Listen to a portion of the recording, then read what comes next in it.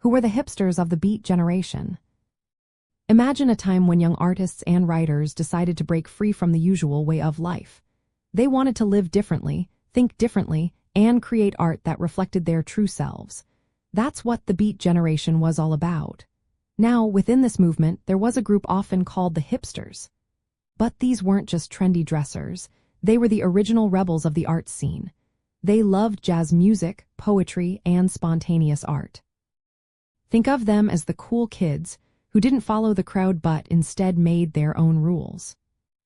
The term hipsters in this context refers to those who were hip to new ideas. They embraced avant-garde styles and were skeptical of mainstream American values. These young people were often seen hanging out in jazz clubs, coffee houses, and poetry readings. They loved the energy of jazz music, especially artists like Charlie Parker and Dizzy Gillespie. Their love for jazz was more than just listening. It was about feeling the rhythm and expressing themselves freely. Many of the key figures of the Beat generation, like Jack Kerouac, Allen Ginsberg, and William S. Burroughs, became the faces of this movement.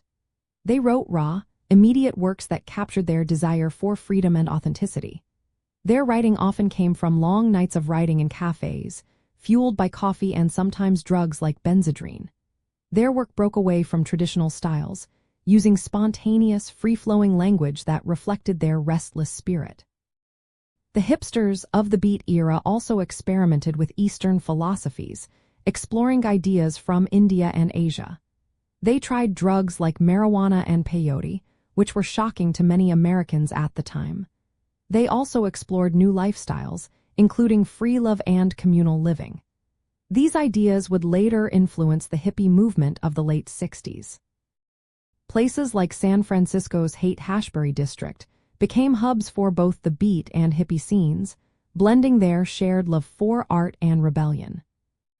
In terms of visual arts and music, the Beat hipsters inspired a lot of creative expression. Their style included wearing berets, sunglasses, and black turtlenecks.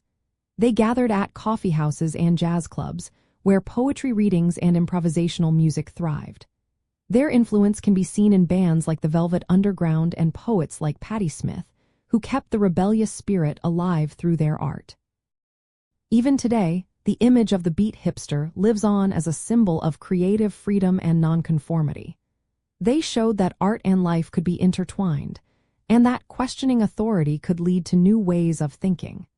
Their legacy is woven into the fabric of American arts and music, inspiring generations to think outside the box and live authentically.